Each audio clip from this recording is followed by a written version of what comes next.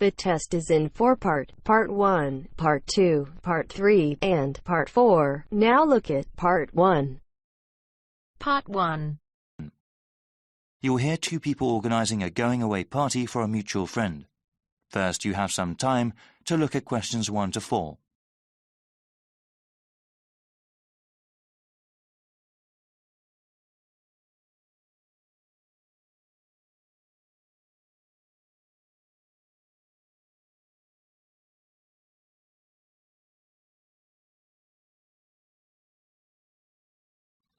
Now we shall begin.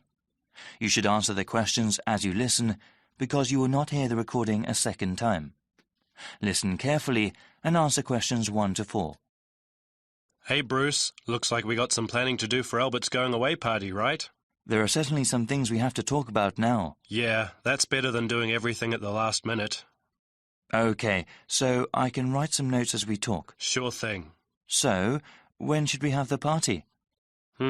He goes to Thailand on the 26th of August. OK, let's have it on the 24th then. Yes, let me see. That's a Friday. That'd be perfect. Now, where should we have it? At a bar or a club? You know, I think he would like something really intimate, nothing too loud. A restaurant would be good. Maybe the Apple Tree Grill? Great place, sounds good. OK, now we have to think about who to invite. Well, his best friend from college. Sure. And his cousins? Right. Oh yes, his co-workers. Yeah, OK, his co-workers and his boss. Any other people? How about his yoga classmates? He does love yoga, but that might be too many people. I suppose so. I can email and text message the invitations. When should I send them? We should send them out soon, but not too early. How about the 16th of August then? Well, why not give it a few more days? The 13th? All right, I think that's a good time too. Before you hear the rest of the conversation, you have some time to look at questions 5 to 10.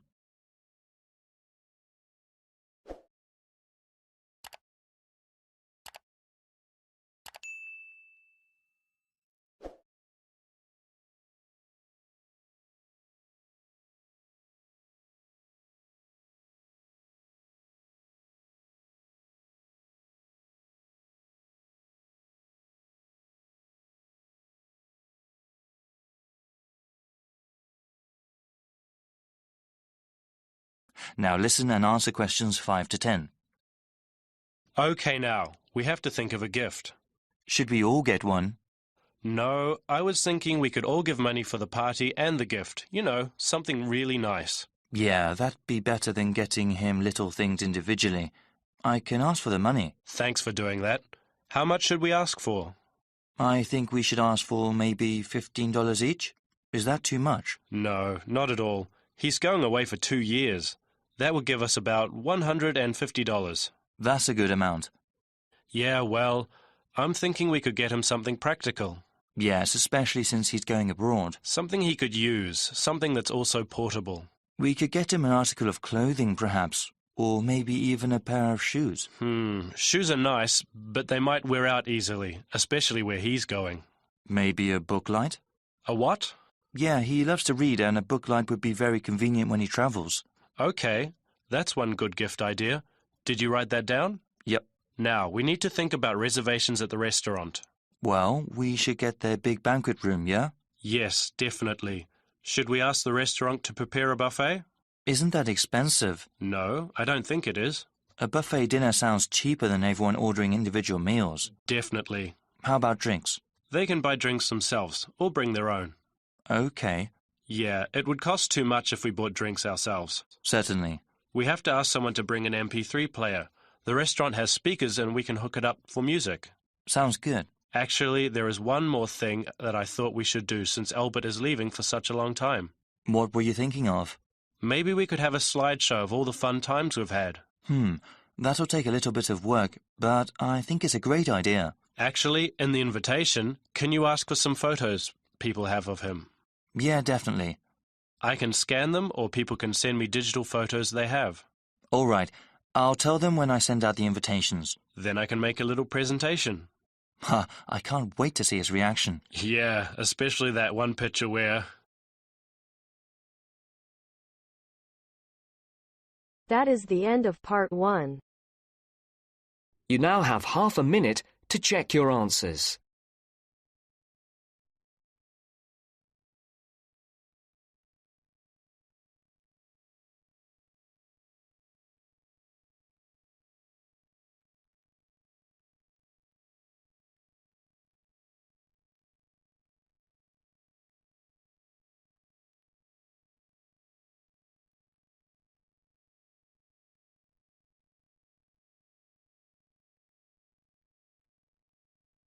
Now turns to part 2.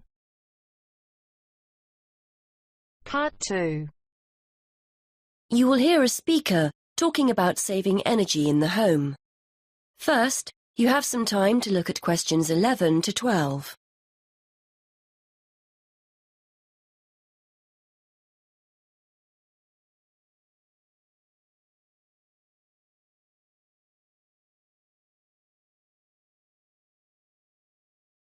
Now listen and answer questions 11 to 12. Many thanks for inviting me along to talk about saving energy in the home. This is a key issue for many people who now find themselves on tight budgets. So today I'd like to spend a few minutes going through some simple tips to help keep those energy bills to a minimum. I'll start with some easy, cheap ideas before talking about more major solutions later.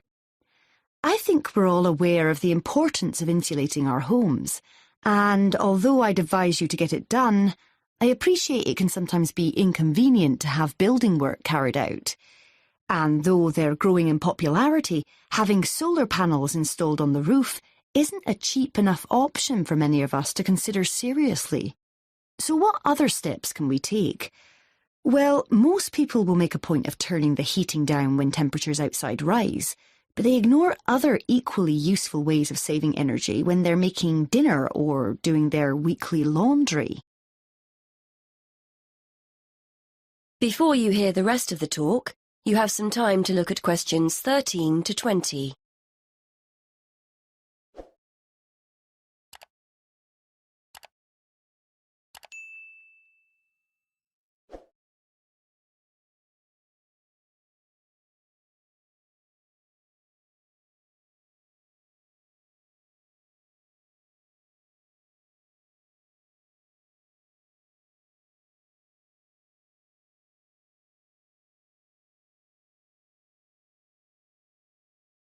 Now listen and answer questions 13 to 20. If you're living in a relatively new apartment or house, you're probably blessed with a cosy, draft-free living space. But for those of us in older properties, the chances are there are gaps all over the place where cold air is getting in. Walk around your home and place the back of your hand around window frames. Can you feel cold air coming in from outside? Get down on your knees at the doors. Is there a draft at floor level? Fix these drafts with some cheap draft excluders and savings in heating bills will begin straight away. And are you using the latest energy-saving light bulbs? I'm not recommending you go around your entire property throwing out older ones and replacing them all immediately. But next time a bulb goes, make sure you buy an energy-efficient alternative. And what about heating? If you have radiators in every room, do you need them all switched on throughout the day?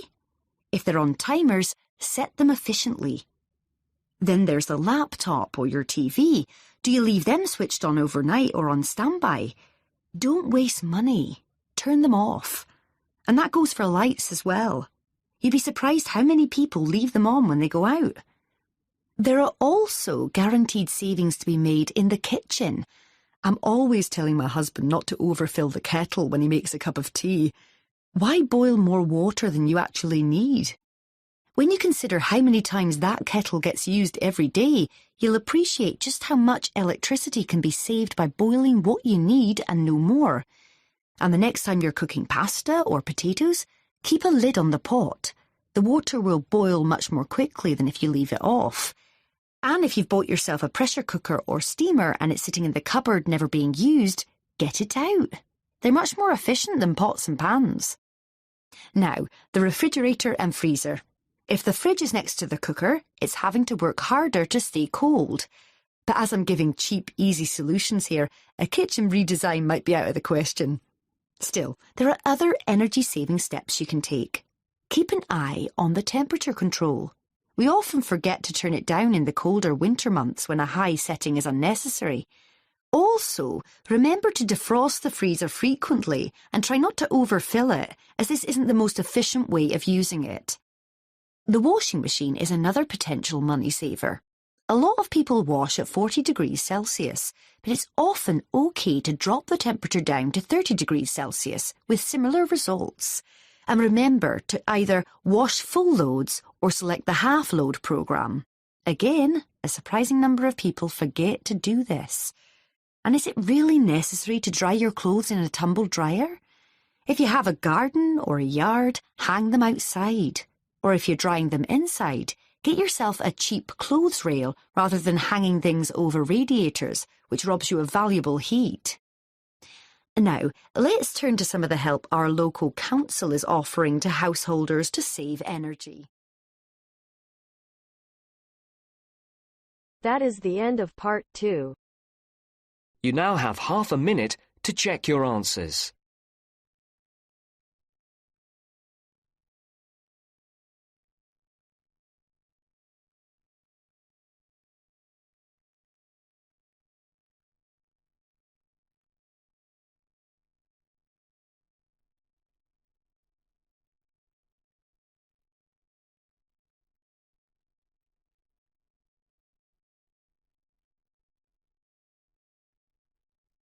Now turns to part 3. Part 3. You're going to hear an explanation of how a school chancellor will be chosen. The chairman is explaining the process to 2 students, Sarah and Arnold. First, you have some time to look at questions 21 to 25.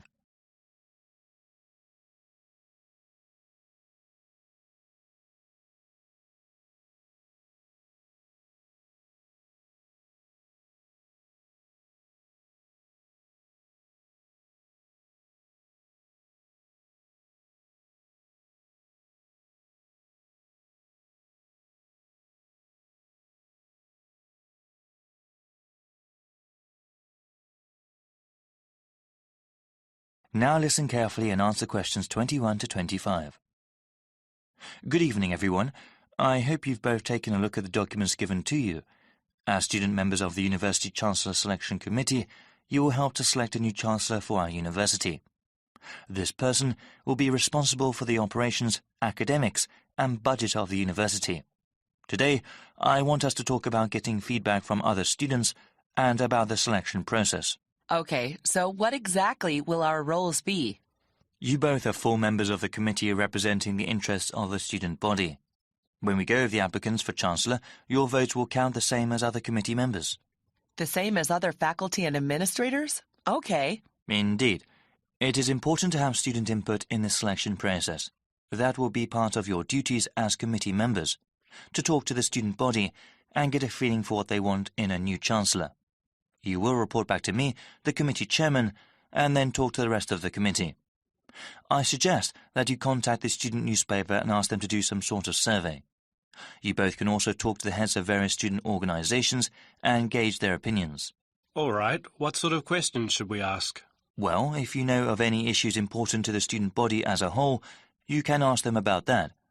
I know that there was a recent increase in student fees. Since the Chancellor is in charge of the budget process, he or she will certainly be involved with that. But that is one topic that everyone can be asked about. A question about financial issues? Okay. You also mentioned going to different student groups. I was wondering, would that be appropriate? If the Chancellor is the head of the whole university, is it that important to ask the opinions of a smaller individual organisation? Definitely. They may be smaller organisations, but they often represent a wide number of students. It would be in the best interests of the school to have a Chancellor that understands the needs of not just the community as a whole, but of the different parts that make up that whole. I see. I guess it would be best to contact the leadership group of each club and group. Yes, actually, that would probably be the most efficient way to get their opinion. Before you hear the rest of the explanation, you have some time to look at questions 26 to 30.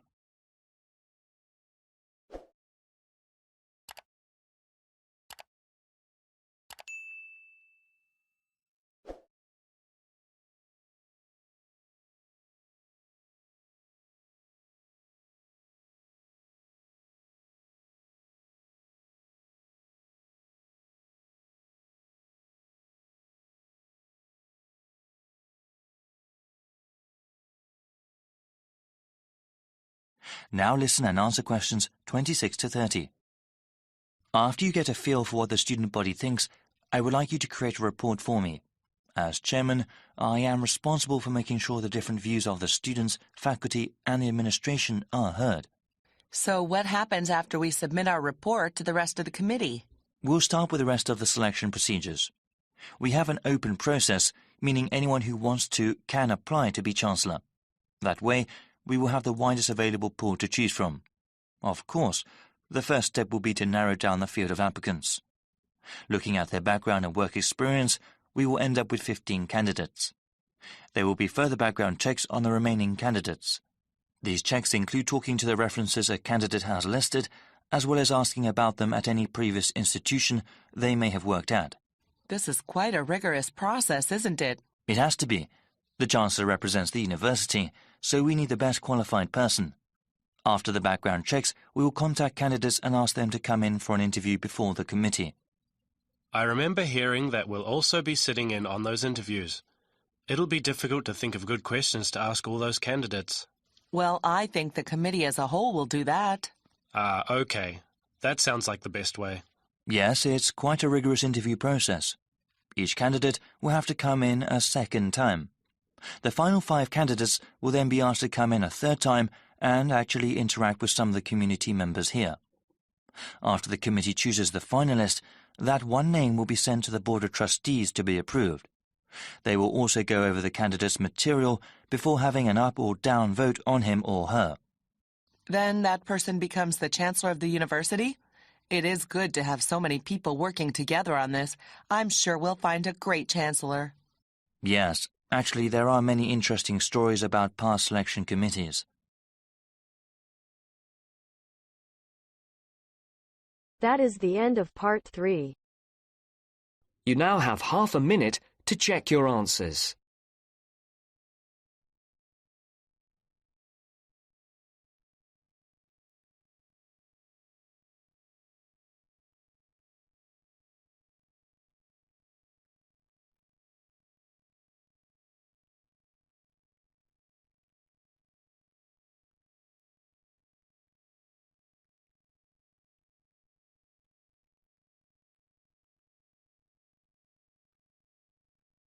Now turns to part 4.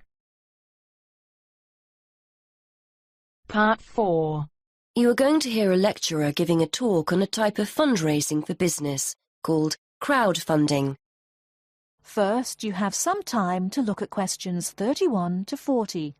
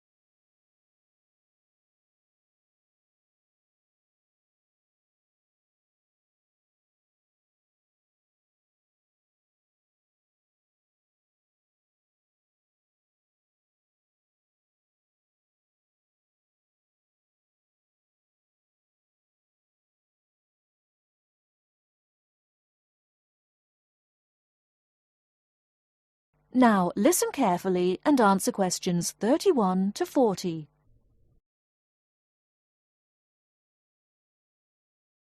Good morning, everyone. Today we're continuing our look at funding opportunities for small start-up businesses.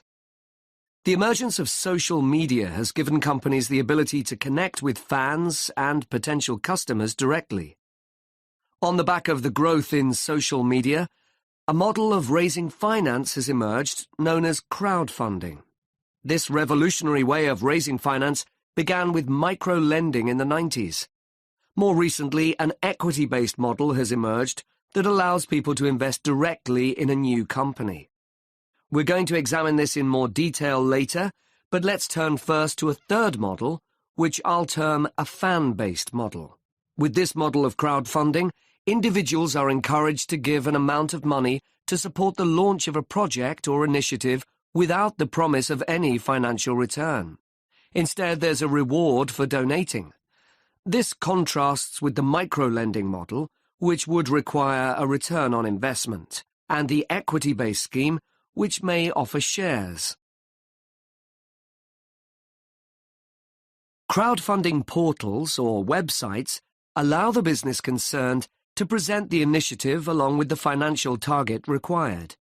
There's a fixed time limit for fundraising, and if the target amount is reached, all donations are paid to the company or individual.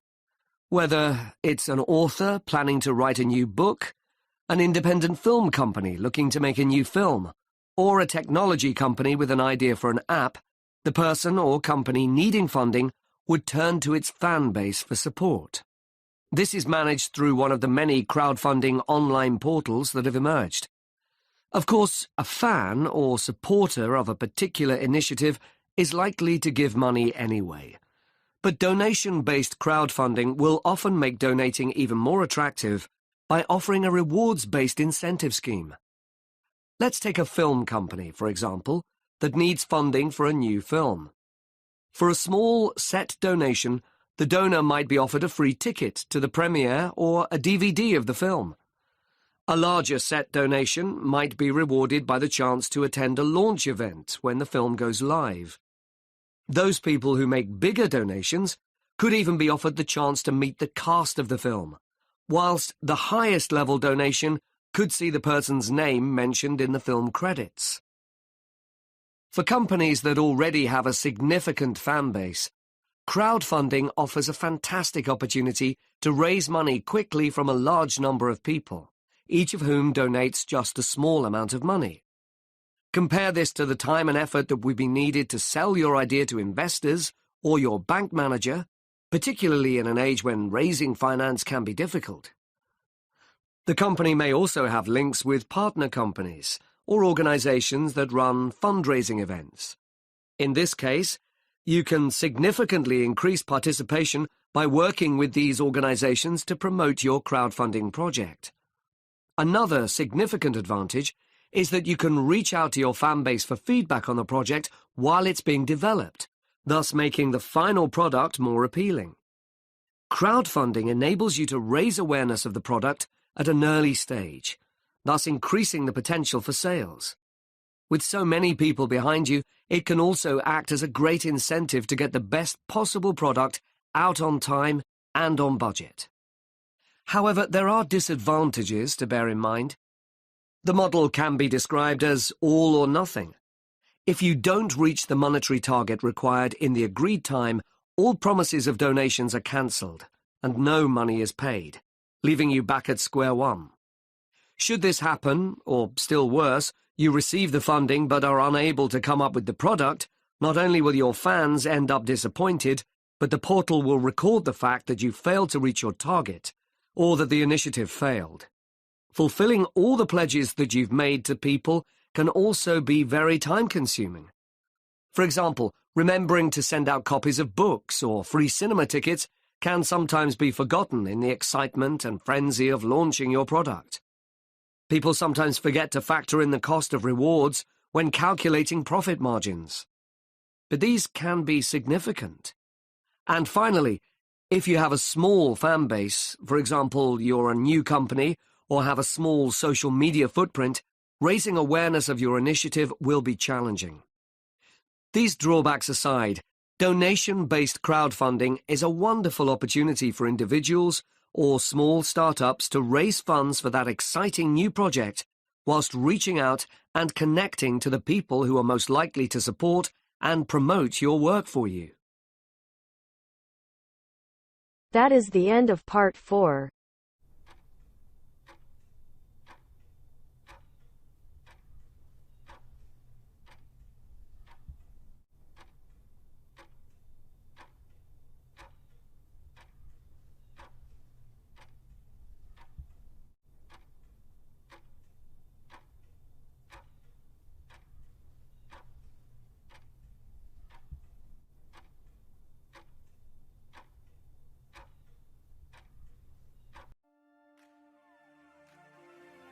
That is the end of the listening test. In the Ielts test, you will now have 10 minutes to transfer your answers to the answer sheet.